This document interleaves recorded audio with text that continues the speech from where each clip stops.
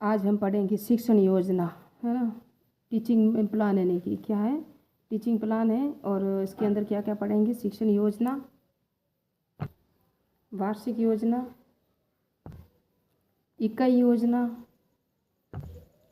Herbert का पढ़ेंगे पंचपदीय, जो यहाँ से वर्तमान में हर्बर्ट की जो पंचपदीय स्वीकार किए गए कौन कौन से, इसका क्रम ये 2023 में आया हुआ है, 2024 में भी आया हुआ है। और इसका डिटेल से वर्णन यहाँ तक पढ़ेंगे। और यहाँ से के बाद शायद यहाँ से नहीं पढ़ेंगे, क्योंकि यहाँ तक ही पढ़ूँगी मैं। आज मेरा फ़ोन है, वो फ़ोन नहीं है जो जिससे रात रोज़ मैं जो रिकॉर्ड करती हूँ, क्योंकि वो फ़ोन अच्छा है, मेरा फ़ोन ख़राब है, आपको क्लियरिटी अच्छी नहीं मिलेगी। तो स्टार्ट करते हैं। शिक्षण योजना। शिक्षण योजना ब्लूप्रिंट कहते हैं इसका। खाका तैयार करना यानी कि शिक्षण कार्य हेतु चरणबद्ध नियोजन शिक्षण योजना कहलाता है। शिक्षण योजना किस तरह की होती है वो देखेंगे हम।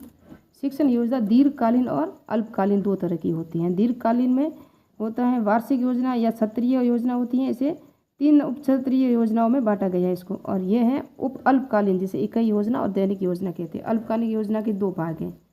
तो ये इसके क्या क्या है, इकाई योजना और दैनिक योजना। पहले हम पढ़ेंगे वार्षिक या क्षत्रिय योजना, जो एक है, और उसके डिटेल से देखेंगे हम। वार्षिक क्षत्रिय योजना सीजन प्लान कहते हैं इसे। सत्र प्रारंभ होने से पूर्व निर्मित होती है। जब स्कूल खुलती है ना, इससे पहले ही संपूर्ण सत्र के कुल कार्य दिवसों को ध्यान में रखकर निर्मित की जाती हैं। शिक्षा विभाग का कैलेंडर शिविरा पंचांग में छपता है। शिविरा पंचांग होती है ना, माध्यमिक शिक्षा आयोग द्वारा इसे जारी किया जाता है। प्रत्येक विषय और प्रत्येक कक्षावार योजना निर्मित होती है। संपूर्ण पाठ्यक्रम को आधार मानकर योजना तैयार की जाती है। वार्षिक योजना के चरण कौन कौन से हैं, तो अभी हम चरण देखेंगे। पाठ्यक्रम, पाठ्य वस्तु का विश्लेषण पाठ्यक्रम होगा। उप सत्रीय योजना या निर्माण, योजना निर्माण। उप एकत्रीय यानी कि क्षत्रिय योजना और योजना निर्माण। इकाई योजना का निर्माण। उद्देश्य क्या होंगे, उद्देश्य निर्माण। कालांश कौन कौन से हैं, वास्तविक शिक्षण कालांश, दोहराव कार्य के लिए कालांश, मूल्यांकन कालांश और पूर्वाध्यापन यानी कि पूर्व अध्यापन क्लास होगी। मूल्यांकन भी होगा, टेस्ट वगैरह होते हैं ना, वो होता है। ये पूरी इसकी जो है वार्षिक योजना के चरण है। वेरी इंपॉर्टेंट है, याद रखना, परीक्षा में पूछा जाता है। ये शिविरा का भी परीक्षा में आया हुआ है 1-2 बार। उसके बाद है इकाई योजना। इकाई योजना यूनिट प्लान। 1 एक यूनिट हम पढ़ते हैं ना, पूरी यूनिट के बाद उसको खंडों में बांट कर। तो इकाई शब्द का सर्वप्रथम प्रयोग किसने किया था, हर्बर्ट स्पेंसर ने किया था। किसने किया था, हर्बर्ट स्पेंसर ने। इकाई योजना के प्रतिपादक कौन है, SC मॉरिसन से। कौन है, मॉरिसन। इकाई योजना का अर्थ क्या है, एक समान प्रकार की विषय वस्तु को एक साथ संग्रहित करना, एक साथ मिलाना। यानी कि इकाई योजना गेस्टाल्टवाद पर आधारित है। किस पर आधारित है, गेस्टाल्टवाद पर। इकाई योजना जिस तरह हम एक यूनिट देखते हैं ना, जिस तरह हमने देखा आज कल के वीडियो में देख लो, अगर लोक प्रशासन, तो एक इकाई में क्या आ गया, लोक प्रशासन। उसमें सबके जो सबको मिला के सिर्फ लोक प्रशासन है। लेकिन इसके अगर खंड करेंगे तो किस तरह से होंगे, लोक प्रशासन का अर्थ, लोक प्रशासन के प्रकार, लोक प्रशासन की प्रकृति, लोक प्रशासन की विशेषताएं, लोक प्रशासन का स्वरूप, लोक प्रशासन की परिभाषाएं, ये सब क्या होगा, उसके खंड है। लेकिन एक इकाई यूनिट एक है सिर्फ, क्या है, लोक प्रशासन। उस तरह से ये कहा जाता है इकाई योजना में। और ये किस पर आधारित है, गेस्टाल्टवाद के कौन थे प्रतिपादक, मैक्स वर्दिमर, कोपका कोहलर और लेवाइगोस्की भी थे, आपको पता हो तो। और समस्या को पूर्ण आकार के रूप में विश्लेषण करना, सबको पूरा देख के उसका विश्लेषण करना, खंडों में नहीं विभाजित करना, लेकिन सब खंडों को मिला के एक ही रूप में देखना। जिस तरह से मैंने कहा, लोक प्रशासन सिर्फ एक रूप है। अगर उसके छोटे छोटे अर्थ हम देखें तो अर्थ, परिभाषाएं, प्रकार, स्वरूप, प्रकृति, विशेषताएं, ये हो ना, महत्व, ये सब क्या है, उसके खंड है। लेकिन सिर्फ एक शब्द दे दिया लोक प्रशासन, सभी आ गया। गेस्टाल्टवाद के अनुसार विषय वस्तु को पूर्ण रूप से प्रस्तुत किया जाता है ताकि बालक स्पष्ट अर्थ ग्रहण कर सके। इकाई योजना पूर्ण से अंश की ओर निर्मित होती है। पहले पूर्ण होगा, फिर खंडों में उसको विभाजित किया जाएगा। इकाई योजना वार्षिक योजना के आधार मानकर निर्मित की जाती है। इकाई योजना को हम देखेंगे, विषय वस्तु केंद्रित होती है। किस तरह से, विषय वस्तु केंद्रित। और राजस्थान का भौतिक प्रदेश विषय वस्तु, और आर्थिक भूगोल या फिजिकल लिखा हुआ ना।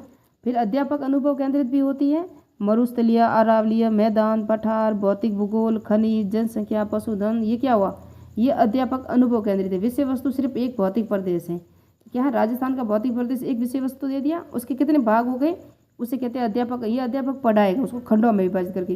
यानी कि 4 प्रकार है, कहीं 5 प्रकार है, कहीं रेगिस्तान है, कहीं अरावली है, कहीं मैदान है, कहीं पठार है, कहीं हाड़ौती का मैदान। इस तरह से राजस्थान को भौतिक 4 प्रदेशों में बांटा है ना, तो एक सिर्फ वहाँ भौतिक प्रदेश दिया राजस्थान का, उसके कितने भाग हो गए, 4 हो गई। कहीं मिट्टी के आधार पर देखो, फसलों के आधार पर देखो, प्राकृतिक स्वरूप के आधार पर देखो, वर्षा के आधार पर देखो, जलवायु के आधार पर कितने प्रकार से बांटा गया है ना। तो उस तरह से इसके विभाजन किया जाता है। भौतिक, भूगोल, खनिज, जनसंख्या, पशुधन, आर्थिक। इकाई योजना के दोष क्या क्या है, अब हम देखेंगे इकाई योजना के दोष क्या क्या है। तो इकाई योजना बाल केंद्रित नहीं होकर ये योजना केंद्रित होती है, अध्यापक द्वारा निर्मित होती हैं। योजना केंद्रित होती हैं और किस पर द्वारा निर्मित होती हैं, अध्यापक द्वारा निर्मित होती हैं। दैनिक पाठ योजना क्या होती है, वो इकाई पाठ देखा था मैंने, गेस्टलवाद के आधार पर निर्मित है। उसके 2 प्रकार स्वरूप हैं, वो बता दिए मैंने। यह एक कालांश के लिए प्रतिदिन निर्मित की जाने वाली योजना है, एक कालांश के लिए, आज का एक ही टॉपिक होगा, वो इकाई है। इकाई के बीच साथ में ये दैनिक पाठ योजना आती हैं। तो इकाई को, जो इकाई के ही तो खंड होते हैं ना, उसको हम एक लोक प्रशासन है, लेकिन कभी हम प्रकार पढ़ाते हैं, कभी विशेषताएं पढ़ाते हैं, कभी उसका क्षेत्र पढ़ाते हैं। तो एक हर रोज एक एक टॉपिक होगा उस तरह से। इस शिक्षण की वास्तविक कार्य योजना होती है, अतः इसे शिक्षण की आत्मा कहा जाता है, दैनिक पाठ योजना। दैनिक पाठ योजना शिक्षण के विशिष्ट उद्देश्यों आधारित होती है। दैनिक पाठ योजना के सोपान कौन कौन से हैं वो देखेंगे हम।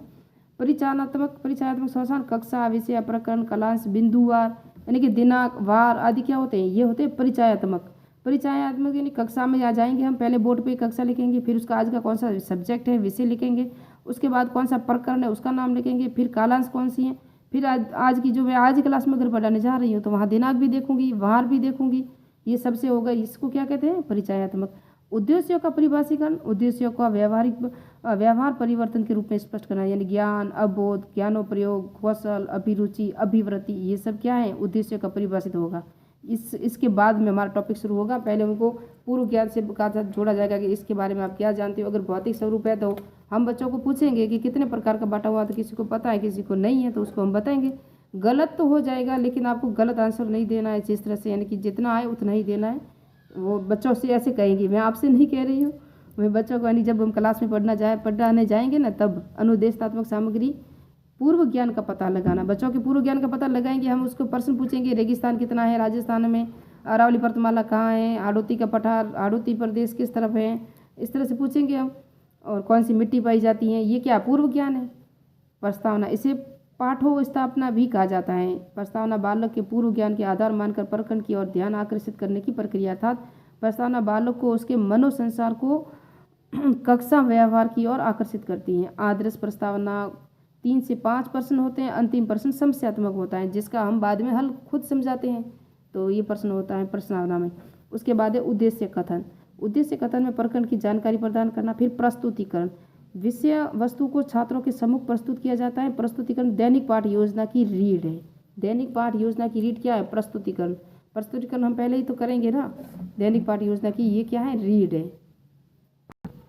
फिर हम बढ़ेंगे दोहराव, प्राप्त ज्ञान को स्थायित्व हेतु दोहराव कराएंगे, हम रिपीट कराएंगे ना। श्याम पटसार, शिक्षण का मानसिक चित्रण बताने हेतु प्राप्त ज्ञान को दीर्घकालीन स्थापित प्रदान करने के लिए हम श्याम पट पे लिखेंगे, यानी कि बोर्ड पे लिखेंगे, और बार बार उसको रिवाइज कराएंगे। मूल्यांकन, प्रत्येक उद्देश्य को एक एक प्रश्न पूछकर मूल्यांकन भी किया जाएगा। जब लास्ट में यूनिट पूरी हो जाएगी तो हम उनको प्रश्न भी पूछेंगे। गृह कार्य, नियत कार्य, दंत कार्य। गृह कार्य के माध्यम से बालकों को रचनात्मकता का विकास होता है।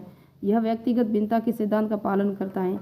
दैनिक पाठ योजना अप्रोच फॉर लेसन प्लान है, क्या कहते हैं उसे, डे लेसन प्लान कहते हैं। Approach for day lesson plan, यानी कि हर एक दिन का अलग से जो हमारे प्लान होता है वो होता है। यह व्यापक दृष्टिकोण जिसको आधार मानकर दैनिक पाठ योजना का निर्माण किया जाए, पाठ योजना उपागम कहलाता है।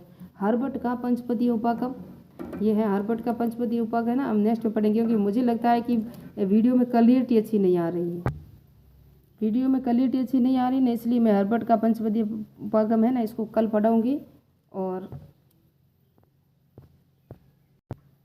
ये मॉरिसंस का उपागम वो भी पढ़ेंगे कल, और इसके सोपान भी पढ़ेंगे कल, क्योंकि कल मैं शायद एक लास्ट वीडियो में शायद पूरा कर लूँगी, क्योंकि क्वालिटी अच्छी हो तो आपको स्पष्ट दिखाई देगा। बाकी मेरी आवाज़ तो सुनाई देगी लेकिन आपको दिखेगा नहीं। तो कल मिलेंगे, कल इसको पूरा टॉपिक को पूरा कर लेंगे। और इतना एक तो प्रश्न याद कर सकते हो, हर्बर्ट पंचपति उपागम है ना, इसकी पाठ योजना का जनक कौन है, तो JF हर्बर्ट है। कौन है, पाठ योजना के जनक JF हर्बर्ट है। मिलते हैं नेक्स्ट पार्ट में, नेक्स्ट वीडियो में। ये तो मुझे बनाना इसलिए ज़रूरी था कि कंटिन्यू रहने के लिए। बाकी फ़ोन नहीं है मेरे पास, फ़ोन आज है नहीं कुछ कारणों की वजह से, कल वापस से फ़ोन आ जाएगा तो मैं आराम से पूरा स्पष्ट से आपको दिखाई अच्छी दे क्लियरिटी के साथ वीडियो मिल जाएगा और इसको पूरा कर लेंगे इस टॉपिक पूरी यूनिट को। तो कल शिक्षण योजना का पार्ट 2 आएगा और शिक्षण योजना पूरी हो जाएगी। दैनिक योजना, वार्षिक योजना और दैनिक योजना, इकाई योजना, वार्षिक योजना पूरी हो जाएगी। तो ये तो मैंने पढ़ा ली, इकाई योजना भी पढ़ाएंगे, दैनिक योजना भी पढ़ाएंगे, पाठ योजना भी पढ़ानी है, ये पढ़ा दी हमने। वार्षिक योजना इसको याद कर लेना, वापस से 2-3 बार रिवीजन कर लेना। और लोक प्रशासन में मैंने आपको पढ़ाना है, मैंने कहा था आपको कि अभी तक तो हमने हेनरी फेयोल का शास्त्रीय उपागम में ऐसा पढ़ाया है, लेकिन हर्बर्ट साइमन एक पढ़ाना है और एक तो संप्रेषण और एक निर्णय निर्माण, इन दोनों की टॉपिक है ना, इन दोनों का वीडियो मैंने प्ले लिस्ट लोक प्रशासन में शामिल कर लिया। ये मैंने आगे पढ़ाया हुआ था, तो लोक प्रशासन की प्ले लिस्ट में उसको शामिल कर दिया है। और मैं अभी बस प्रथम प्रशासनिक सुधार आयोग, द्वितीय प्रशासनिक सुधार आयोग, लोकायुक्त और उप लोकायुक्त, दो टॉपिक, ये 2 यूनिट और 1 यूनिट अगर ली तो मैं और करा लूँगी इसी से, जो विचारधारा है उसमें से एल्टन मेयो वगैरह की करवाई तो, नहीं तो वो दोनों यूनिट मुझे करवानी जरूरी है, जो क्योंकि परीक्षा में प्रश्न वहाँ से 100% आता ही है, शिक्षण योजना से भी आता है, इसलिए मैंने जो परीक्षा में आते हैं ना वही करा रही हूँ जल्दी। तो इसके नेक्स्ट पार्ट में कल तो इसको पूरा कर लेंगे।